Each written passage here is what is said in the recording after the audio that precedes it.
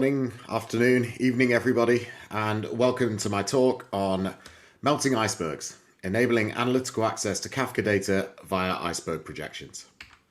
A little background on me. I'm a long-time data enthusiast. I'm currently the CEO of Streambased, a company that's focused on widening the audience of Apache Kafka and enhancing the opportunities that operational data can create.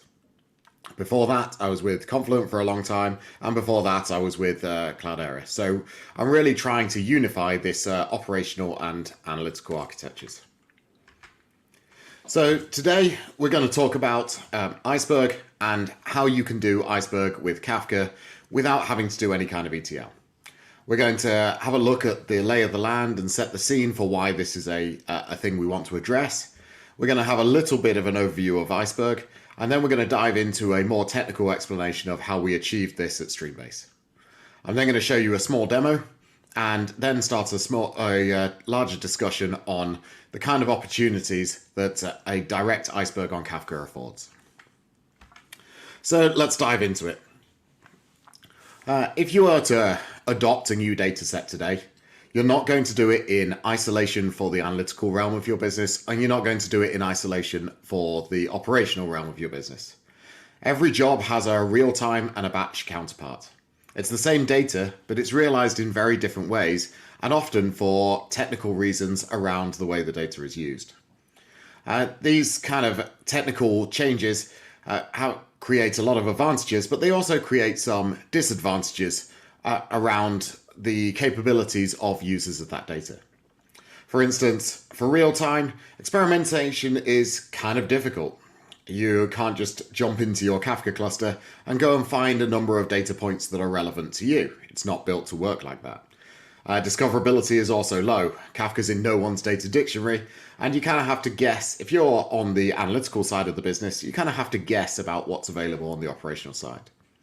And the volumes and window sizes are typically small. Batch has the opposite kind of problems. You have high latency, and by latency here I mean the time taken from creation of a new data point to its availability for reporting and strategic decision making. Also, setup time is very, very high. Adoption of new data sets tends to be way behind their use for real-time or operational tools. And it's very rigid. It's difficult to evolve the analytical side of your business when you make schema changes or data changes. There have been, over the years, many attempts at solving this. The two most notable, I guess, are the Lambda architecture proposed by Nathan Mars in 2011. And that produces a kind of batch layer that is your master data that's much, much more analytical. And then a speed layer that's seen as an additional to this to provide real-time access. Then in 2014, Jay Krebs proposed the Kappa architecture, which was much more focused around the real-time system, using very long retention in our real-time system and replaying that data into a serving layer in order to achieve analytics. Quick, just in case you aren't familiar with these, here's a quick overview via a diagram. You can see with the Lambda architecture on the top side, we have the more analytical path. This is a batch layer that is updated incrementally, whether that be hourly, daily, or something like that. And it creates batch views that can then be used for batch queries. On the bottom, we have our speed layer, typically much, much smaller in volume and updated in real time, that can be used for real-time queries. The issue comes when you have a mixed query here that wants to use the entire volume of your data and mix batch and speed layer. This creates a number of challenges. The Lambda architecture as a whole causes you problems in that you have two different processing frameworks. So you have to do something for batch and you have to do something for real time. Many of the concepts and libraries and techniques that apply to one of these don't apply to the other, so you have to duplicate and adapt in order to be able to create two separate jobs that achieve the same task. And this goes the same for storage, operations, tuning. It's about doing everything twice. And as I mentioned previously, mixed queries are the most powerful ones we have, but they're also the most complex. So what you're doing is you're creating a situation where the most insight and the greatest power that your architecture provides is also the one that's most shut off to the people that can need it the most. The Kappa architecture is different. We land everything into a stream processing layer, and then and then there's a serving layer of some kind that serves queries. This serves both real-time and batch queries, and so you get this kind of consistency that's exactly what we want. But it's not a silver bullet to solve all things. It's got its own issues. The first of these is that all processing is stream processing.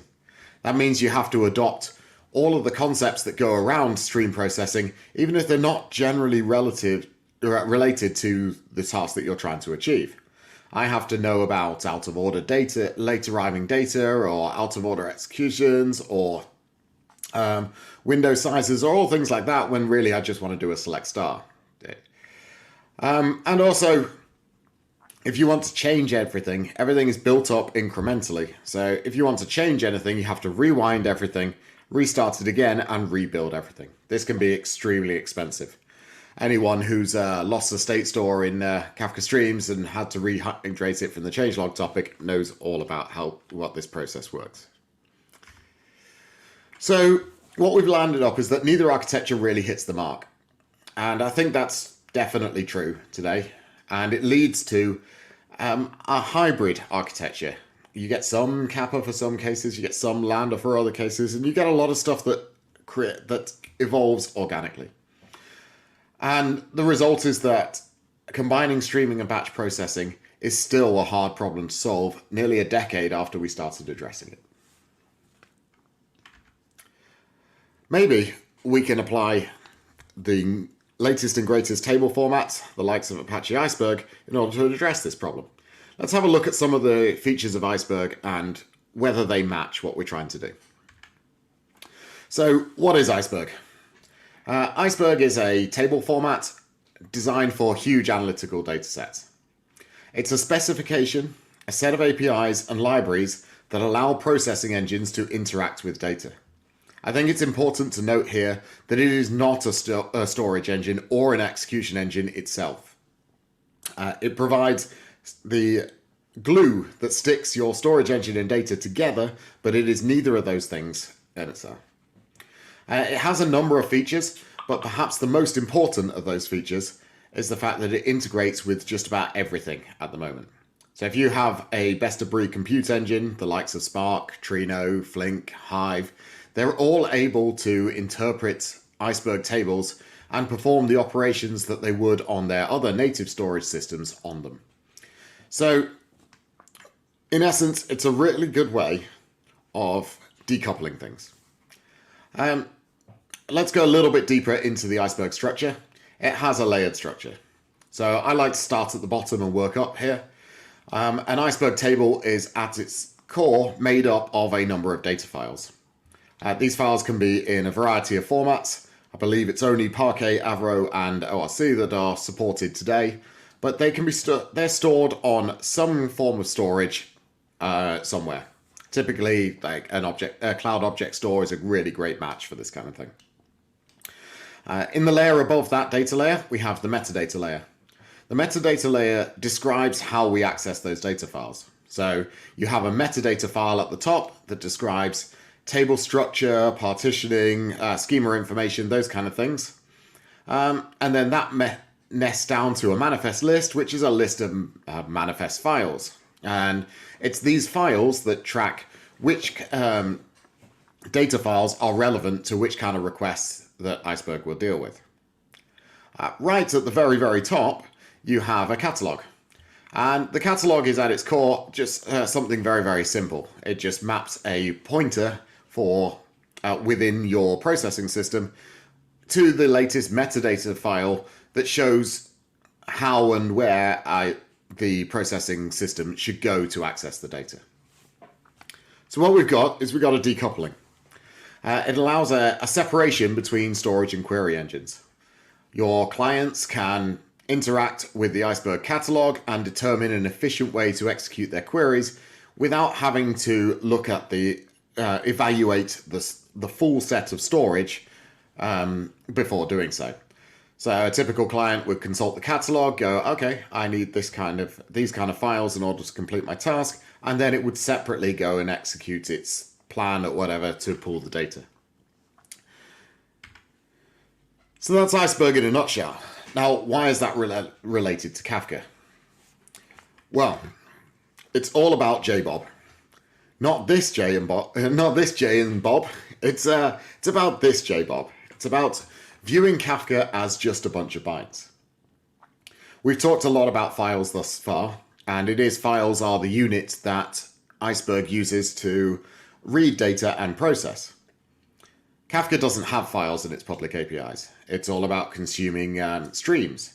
So how can we map that kind of file abstraction into Kafka? Well, the easiest way is to take a much, much broader view and consider Kafka to be just a bunch of bytes. At the end of the day, a file is a number of bytes stored on a disk, and Kafka is a number of bytes stored on a disk, or in object storage. Why not view them as the same kind of thing? And if we did, what does that enable us to do? Well, what do you want as characteristics for your bunch of bytes? Well, you want efficient sequential read. Kafka has that. You want good organization, like a directory structure. Kafka has that in its topics, in its topic mappings. You want some kind of indexing to be able to do random access reads, and Kafka has that too. We have indexing on offsets and timestamps that allows you to seek to various positions within the data. And if you're going to do massively parallel processing, as we probably are with these engines, you want some kind of sharding, and Kafka has that too with partitions. So it has many of the characteristics of an efficient storage engine that would work well with Iceberg. So with those things in mind, we kind of filled out our data layer now. How can we do the other layers? Well, first off, we need tables themselves. We can do some kind of mapping, and I'm going to go into a little bit more detail, that can map the topic structures and structures below topics in Kafka into table structures that Iceberg is expecting. We need schemas, and we have schemas. Kafka has had schema registries and various ways of imposing a schema and a structure on a message for a very, very long time. We need partitioning, and we have partitioning. My principal engineer is duty bound to tell me to mention here that the partitioning is not the same. By default, Kafka uses Murmur 2 and Iceberg uses Murmur 3, but this is a hurdle that can be got around. It's a technical constraint. The principle is there. And finally, it needs data. Now, I'm going to have a quick question. I'm going to head off one of the questions at the end immediately here. Typically in a large Iceberg style system that's powering a data lake, you would want a row columnar format such as Parquet or Awk, and you don't get that in Kafka. Kafka's optimized for row-based access. It would be for streaming systems. Well, you'll notice here that we have Avro. Avro is really popular in both Kafka and in Iceberg. So that's where we started at Streambased to do our crossover. Let's have a look at how we map these metadata structures.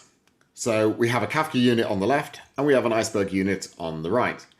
This creates kind of like a topic table duality that we can take advantage of in order to build up metadata. At Streambased, we see a Kafka cluster as an Iceberg namespace. We see a Kafka topic as an Iceberg table. A Kafka message maps nicely to an Iceberg row, and a field within that message maps nicely to an Iceberg column. It's not quite as simple as this, but again, the general principle works. So what we've developed is a design that we have here. Now let's look at some of the technical building blocks that can make this happen. On your left-hand side, you have the technical building blocks of Kafka. Right at the base, we have a data layer that is able to serve data to us. And above it, we have a metadata layer that can impose these kind of structures. We have a schema registry. We have the kind of stuff you get from a Kafka admin client. We have offsets, partitions, topic naming, right? What we need is a couple of services that just map these. We take the top right one, Streambased ISK. This is responsible for mapping the metadata. We are a logical view, remember, so no physical view. So Iceberg metadata is based on files, and in our projection-based, these files don't exist. They're generated on request in order to supply the request with the correct set as is required specific to that request. So this gives you quite a lot of flexibility. For instance, we don't have to choose when our snapshot was written because we can move it wherever we like. And we don't have to choose our partitioning scheme because we can change it on every single request. But that's what our ISK stands for, Iceberg Service for Kafka, by the way. This is what it does. It maps that metadata layer into what an Iceberg client is expecting. Using that metadata layer, the Iceberg client can determine what data it needs. But then the Iceberg client is still expecting to fetch this data as files and not from Kafka. So how can we map the data layer in Kafka into the file system view that the Iceberg client is looking for? Well, that's handled by Streambased SSK. That's a storage service for Kafka. That's what SSK stands for. And it's a projection of an S3 compatible file system over the top of Kafka. We will create files that match a chunk of offsets in Kafka. So let's say we had topic test topic, and our job needs to read offset 0 to offset 1000 from partition 0. We create a file, and we actually name these files to help us, that would be named something like test topic -0 -0 -1000.avro. Okay. And if the storage service comes to access that file, what that will do on the back end is fire up a Kafka consumer, start reading those offsets, and supply those to the Iceberg client.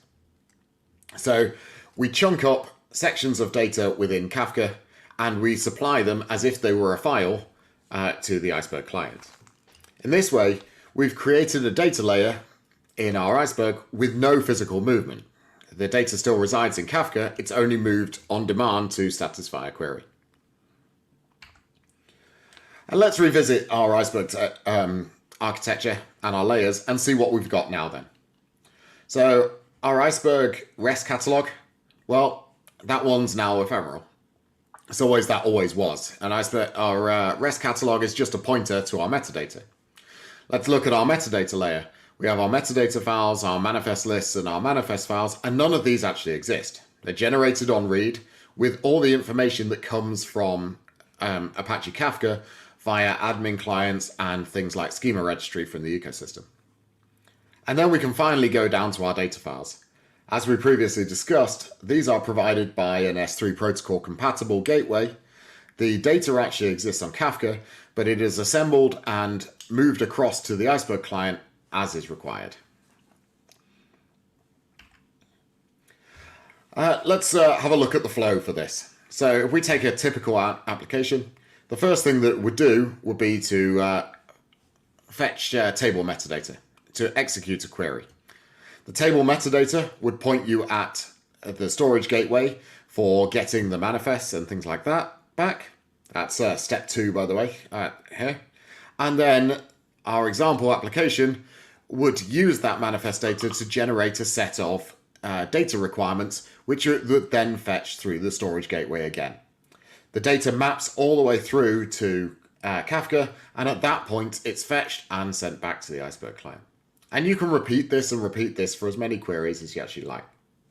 What I would like to point out is the line that goes from Kafka to the Iceberg gateway, that number 1 with Kafka metadata. That is always up to date. So if anything changes in the Kafka cluster, it's instantly reflected in ISK. That in itself is quite a powerful concept.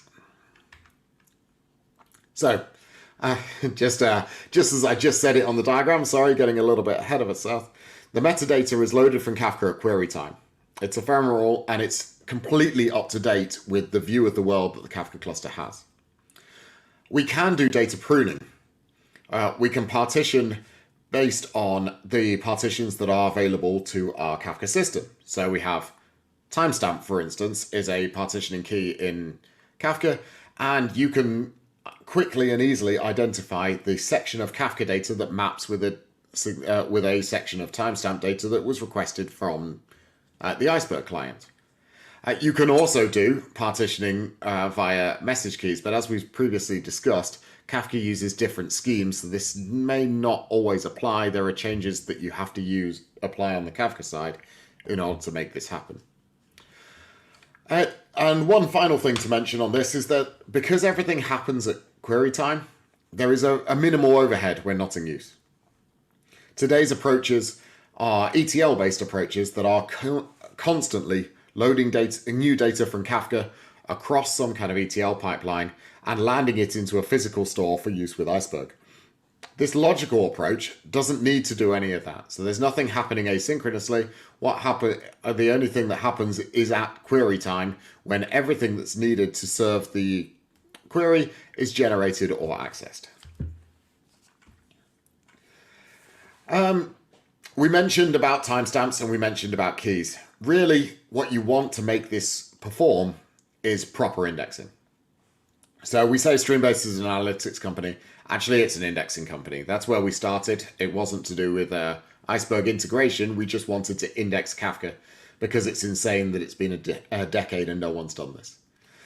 Efficiently indexing Kafka gives you more than timestamp and more than offset and more than key to be able to look up and prune away data that's not relevant to the application. So if we take our example again, we submit our query and we get back table metadata, but this time the table metadata is able to take advantage of advanced indexes over Kafka value data and really prune back what's needed. An extreme example of this is you could look for if your query had a single unique ID and your Iceberg table was partitioned by that unique ID, you could literally fetch back one message from Kafka efficiently because we'd be able to break that query down into only the read requirements from Kafka. So here you can see when we're searching for our table metadata, we include an index lookup on there. That index lookup can, in a lot of cases, pass back a dramatically reduced amount of data that needs to be fetched from Kafka. And then you carry on in the same way, fetching data through the storage gateway. So indexing allows for much more flexible partitioning. I mentioned value fields, but really what I meant to say is it's any non-key fields. So we can start partitioning on columns that sit in our value, or message headers, or even metadata about the message. What's really cool about this is because the partitioning is generated on request, we can have multiple partition layouts for the same topic, but without incurring any extra storage costs to achieve this. Also, seeing as we have to process the messages in order to build the index, we can also build column statistics and other performance enhancing tools at the same time. It's all about pruning back the amount of data that we need to read. And an index that doesn't have to be in Kafka, by the way, the index can be stored externally. The index is the way that we achieve high performance through this interface.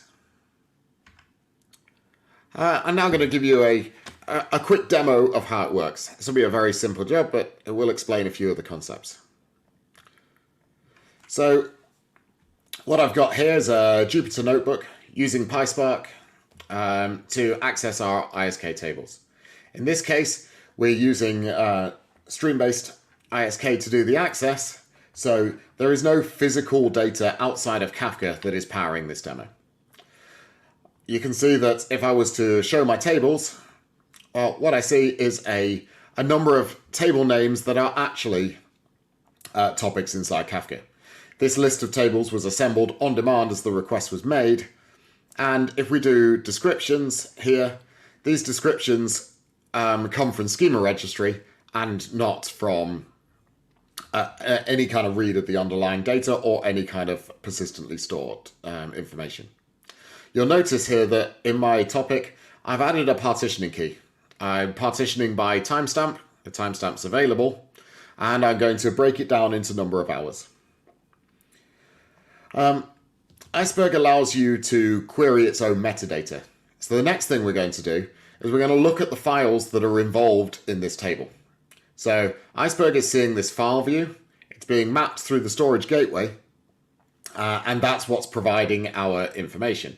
So here you can see, as I mentioned before, our naming scheme says this. We're looking in a fake S3 environment, and we're looking for a file named partition 0, starting at offset 944,900 and going to 954,1000. Okay, so that's the information that we need in order to fetch that data from Kafka. We've done no fetch of that data ahead of time. One other thing that I want to note while we're here is because we have a partition scheme, that file has also been assigned an hour. We can partition in any way we want, and we can have any number of files that match our partitioning scheme. However, for simplicity in this demo, what we've done is we've used our timestamp indexing to narrow the range of offsets down to only the offsets in an hour, down to one file. So hour 484871, I'm not going to try and calculate what that is since the epoch, but that will map to this file, and this file will contain all offsets in Kafka that belong to this hour. And if we keep going down, I'm sure what we're going to see is a number of other files, and they're named for different offset ranges, and they have different partition values assigned to them. So if we look at what we've got without moving any data yet, we've got a logical view, which is an hourly set of data sets from Kafka. So let's go ahead and run a query. We've just run a query that selects a bunch of transactional information, but it does it with a constraint of a single day. We're looking for 24 hours. I bet you can't guess how many files this is going to read in order to solve 24 hours. Yeah, you got it, 1 per hour. So we get our results pretty fast, but the really important thing is that we go and look at the execution plan to see what actual data was read by this. So let's go and have a look here. And what you're going to see is the number of result data files mapped here is 24. 1 per hour over a day. There is a lot larger data set that is available to Iceberg, but we were able to use pruning because we have our index on timestamp to achieve a much smaller read than would be necessary. Just to make the point, I'm going to go back to the notebook right now, and I'm going to run the same query, but I'm going to run it without the time bounds. We're running on a very, very small data set here, so the query is still going to run quick, but it should run a tiny bit slower, I guess, than the other query, because it's reading more data. So if we go back to our execution plan and we go back to seeing what happened, we can see that the number of files that were read in order to solve this problem without partitioning was 112. So we got a much larger read because we're not able to take a partition scheme. This demo is using timestamp because timestamp is available natively from Kafka.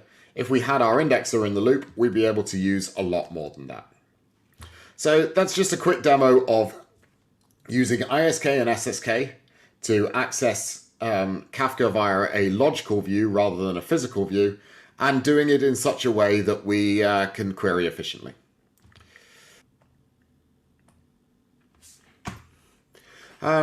Let's start talking about why we'd want to do this. So if we go back to our architectures, let's think about what a great architecture looked like. It's a single platform for batch and real time. It's the same data surfaced via a different interface. There's no extra setup. Everything's available instantly once it's created.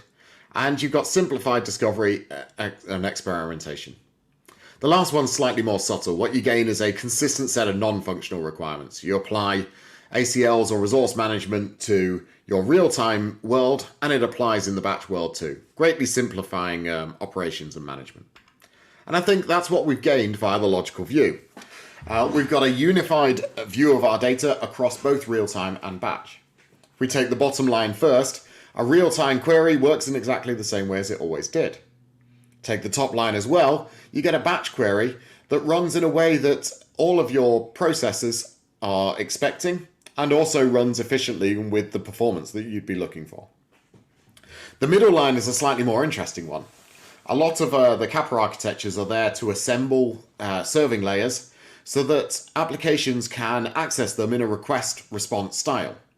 Real-time is a push-based query, and you want to assemble a pull-based store for your request response style application. Having an iceberg projection allows you to do that without having to have the intermediate data store. So if I had to sum up what we are looking at here in one sentence, it would be ISK, or logical projection of Iceberg, is a mix of stream processing and batch on a single source of truth. Upstream processors can directly, whether they are stream or batch, can directly use the data and they see the same consistent view.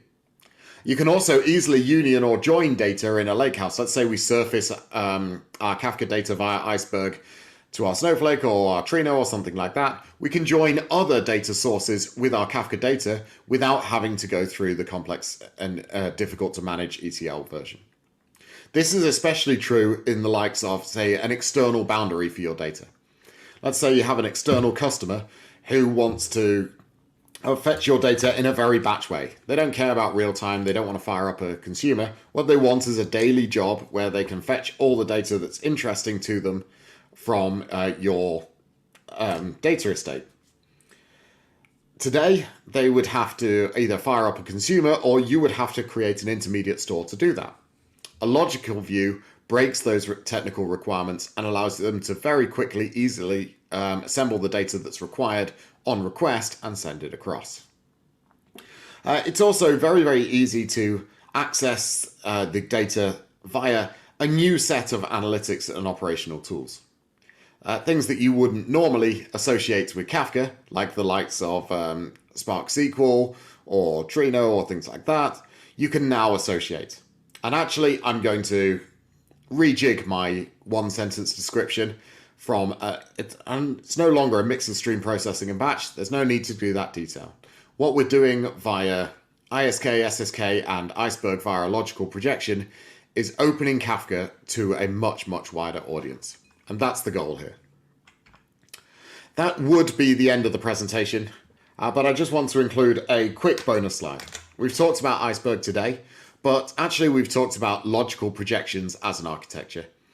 And these don't have to be Iceberg. The three I put down here are the ones that are supported by Streambased today. We have Kafka as an S3 file system, which is typically only used to provide the data layer for Iceberg, but it could be used to dump a chunk of Kafka data for use with DuckDB or something like that. We've already talked about Kafka as Iceberg for surfacing to your warehouse, etc. And why not go one step further and have Kafka add a SQL engine into the mix and have Kafka as a fully fledged database. These are the first set. I think Kafka as a accessing Kafka via logical projections is a great model, and I think we're going to see a lot more boxes in here in the future. So thank you very much for listening. We've talked about an Iceberg service for Kafka, available now to play with from Streambased. Feel free to scan the QR code and try it yourself. And also have a look around at our other products that we mentioned briefly. An analytics service for Kafka is a SQL engine to directly connect your BI applications into Kafka, and storage service for Kafka is a file system to use Kafka data directly in your scripts. Thanks very much for listening, and I look forward to any questions you might have.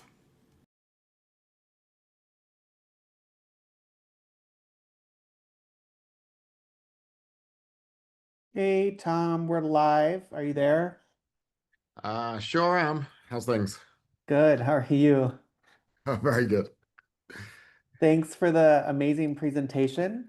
I see there's just one question in the Q&A. Again, we aren't in a rush to leave this session because the one right after this in the use cases um, is canceled. So for anyone who wants to stick around for a few minutes of Q&A, we can, if they're not going to hop into one of the other sessions. I think it's a very cool approach.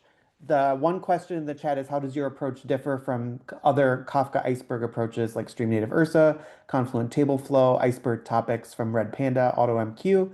And I think it's because yours is projection is probably the main answer. Yeah, absolutely. Tableflow is probably the one I know the most about. So I'd say All of those approaches involve a transformation from Kafka native format or something that looks like Kafka into something that looks like Iceberg. So by taking a logical approach instead, we have this one store and this one set of data. We're just making it look like something else for the applications rather than actually doing any movement or assembly before Iceberg-enabled applications are reading it. Hmm. I actually wanted to ask a question less about the iceberg part of it and more about the indexing part. That seems like it could be useful for Kafka applications in general that don't even want to use Iceberg.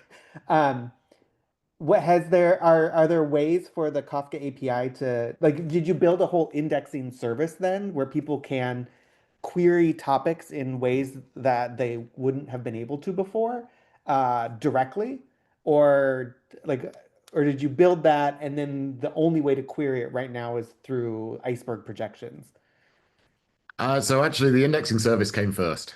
Yeah, Right, okay. And as you say, the original idea was a customized consumer that was able to take advantage of indexing in order. It was actually a very fast hydration for the kind of state stores that run Kafka streams or that kind of application.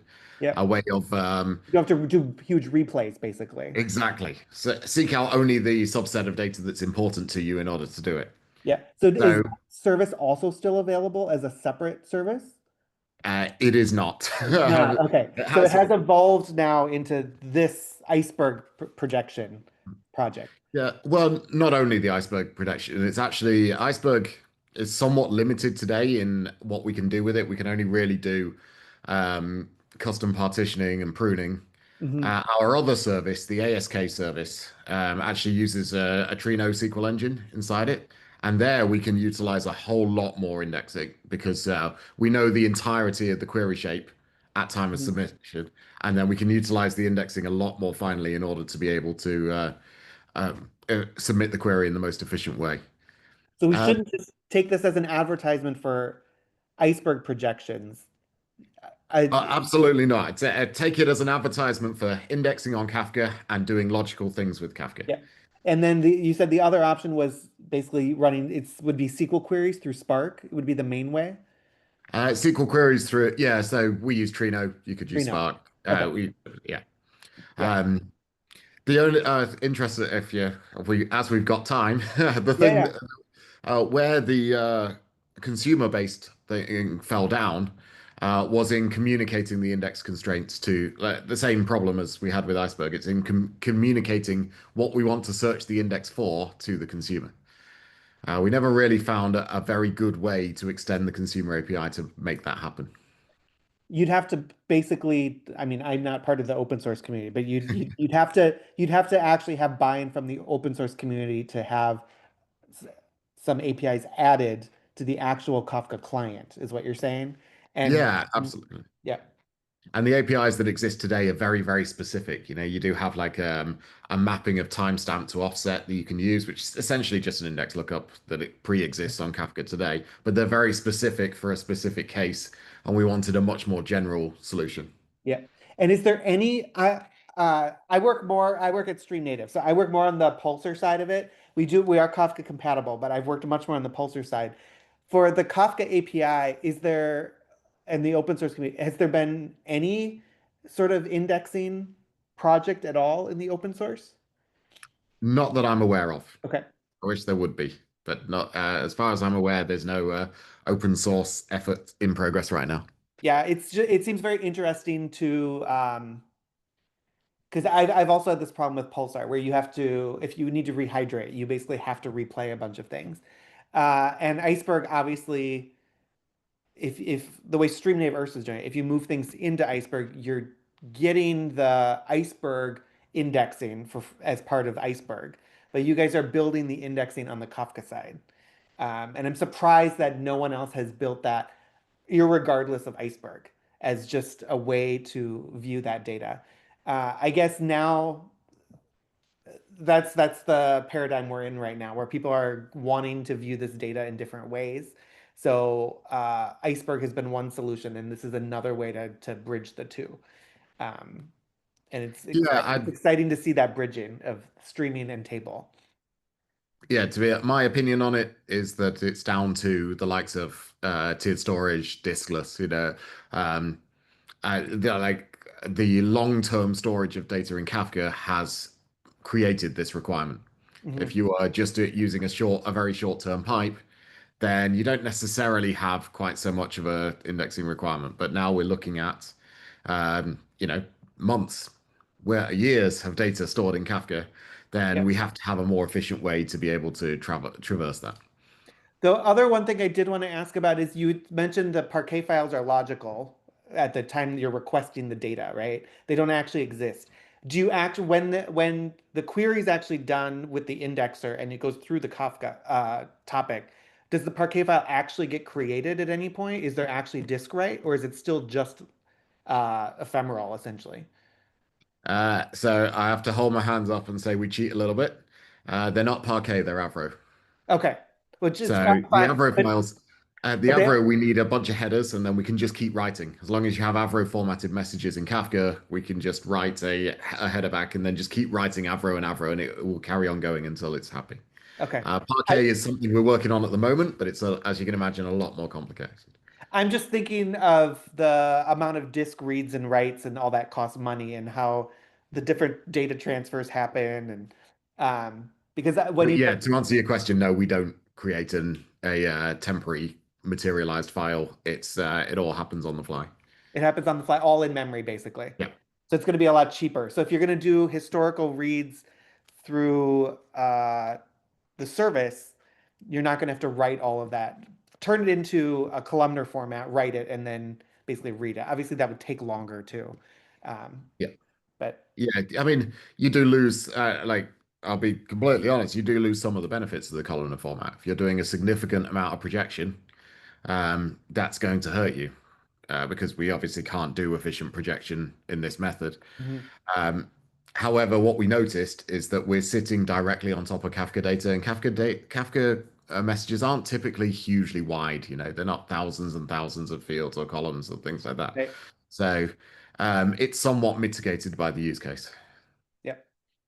Which is probably why, yeah, Iceberg is a good form because even Iceberg typically, I think it has a limited number of columns it indexes by default anyway. I don't think it's expected to be super wide either, typically. Yeah. Um, but anyway, any other final comments before we finish up the session? Nope, it's just very enjoyable session. Yep. Thanks very much for listening. Thank you so much for coming. It's been very insightful. Another approach of unifying Kafka and Iceberg. It's been great to see it. Thanks very much. Thank you. Bye bye.